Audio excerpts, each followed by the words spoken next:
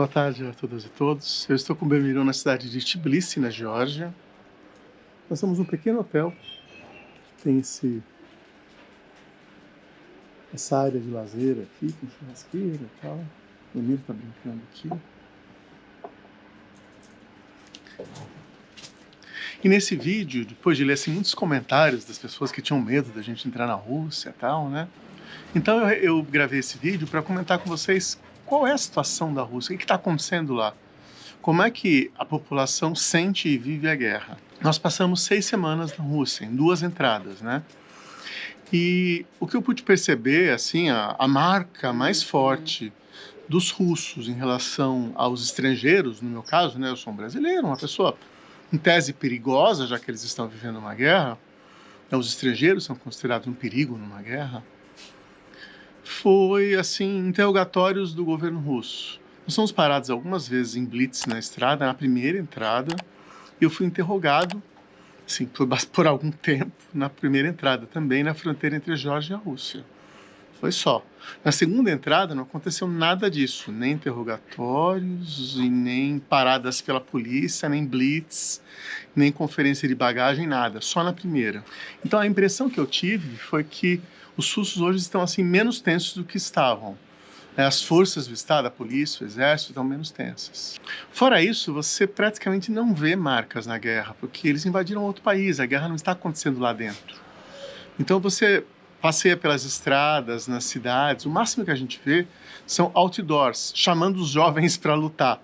Assim, propaganda de guerra. Os russos precisam de jovens que queiram lutar, porque eles não declararam a lei marcial. Eles estão já convocando jovens para lutar.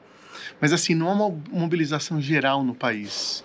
Eles aumentaram a compra de armas, a fabricação delas, e estão tentando convencer jovens a lutar, pagando bem, dando garantias e pagando bem. Então eles estão pagando de 2 a 3 mil dólares por mês, caso o jovem se alice voluntariamente.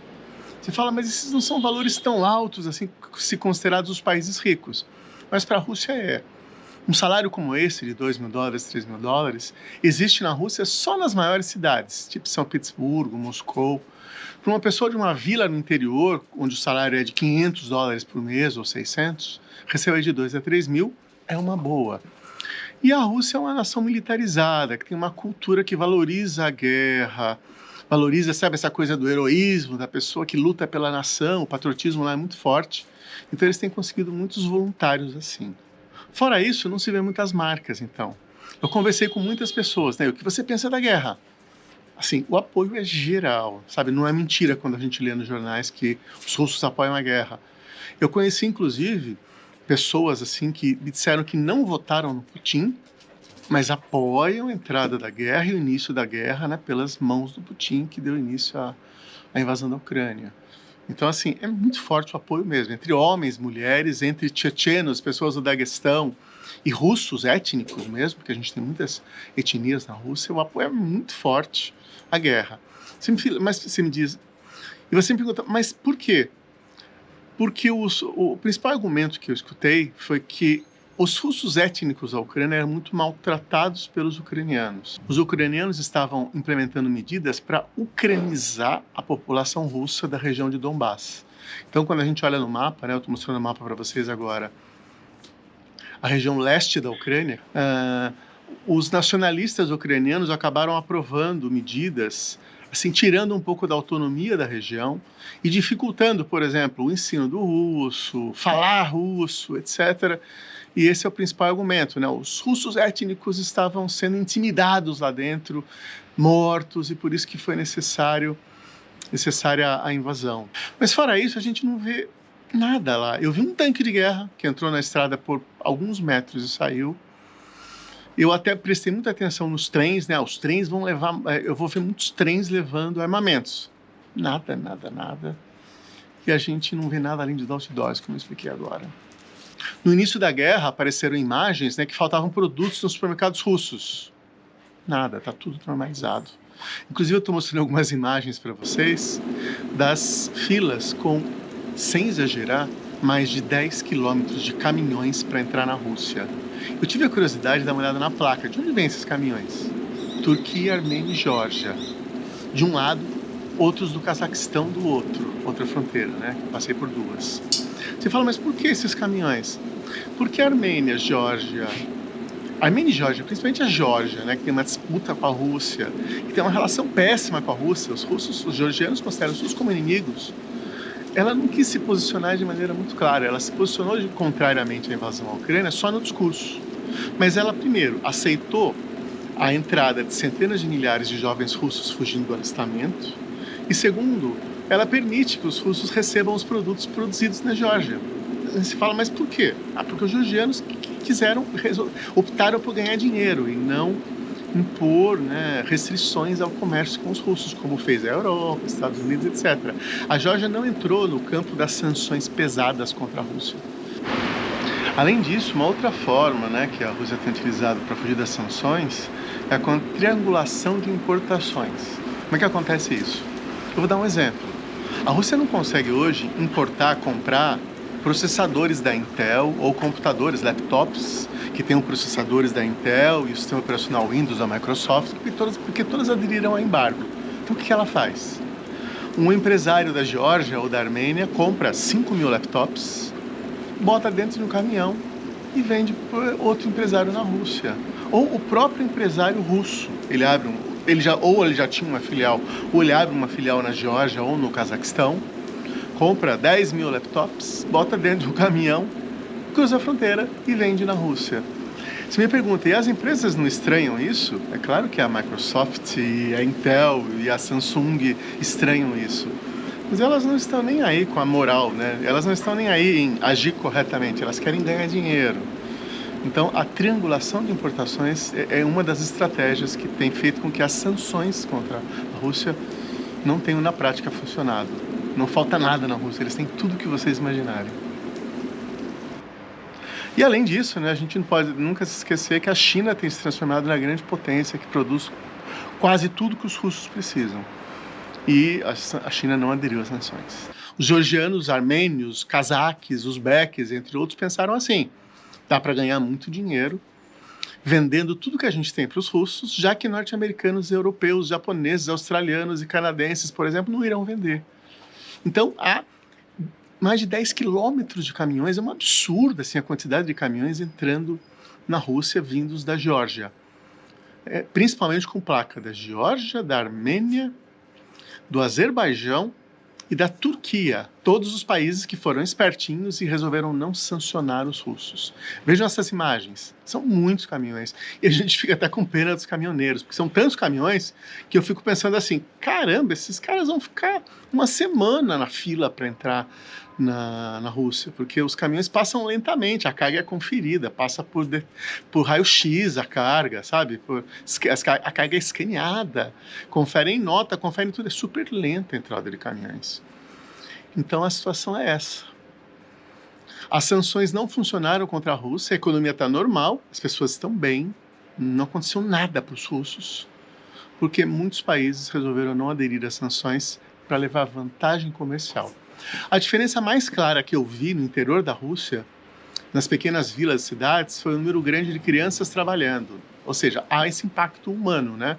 Você me pergunta, mas por quê? Porque os jovens estão sendo alistados, a centenas de milhares, para lutar na guerra.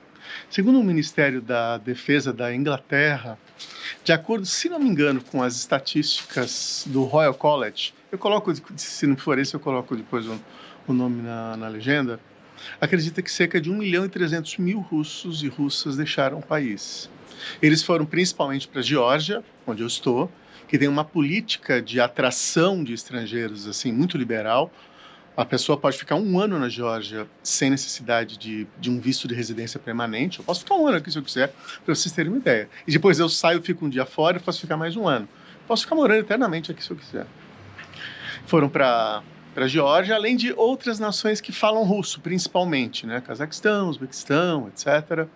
Outras nações que têm o russo como segunda língua, principalmente, mas também para outros países. Então, 1,3 milhão. Então, a diferença que a gente vê, a mudança que a gente mais nota, que chama atenção na Rússia, é um grande número de crianças trabalhando. Então, tipo assim, você está na estrada, de repente você para numa mercearia. Tem uma criança de 12 e uma de 10 atendendo na mercearia. Tudo bem, parte da tarde, já foram na escola de manhã, mas você percebe que a falta de mão de obra.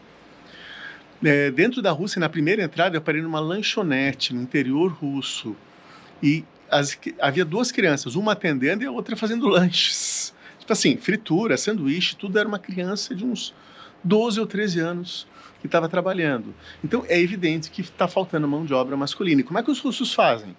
A Rússia tem um número de filhos por casal muito baixo, que não repõe população.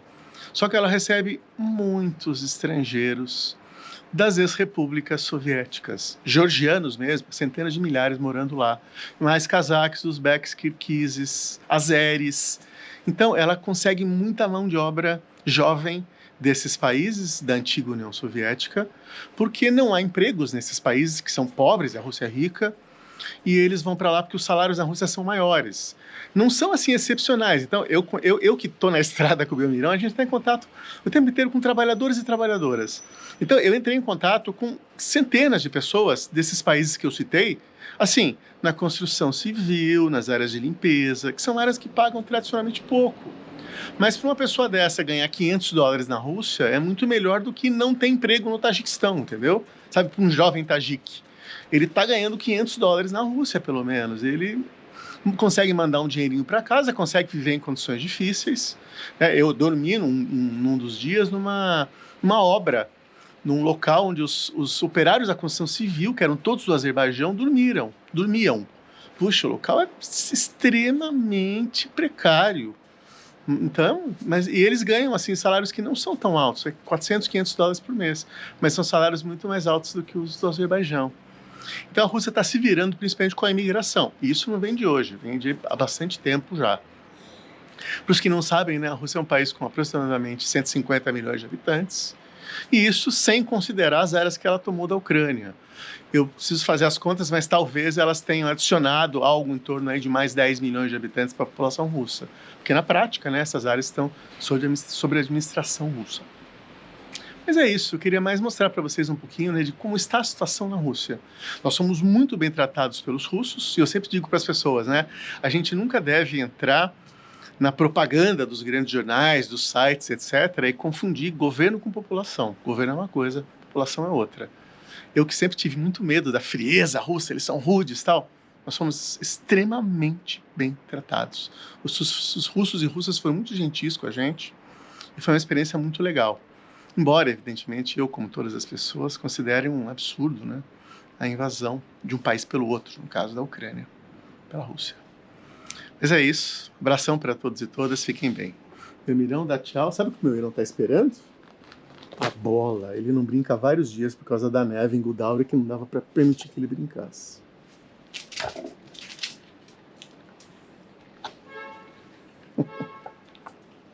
É isso. Valeu e abração.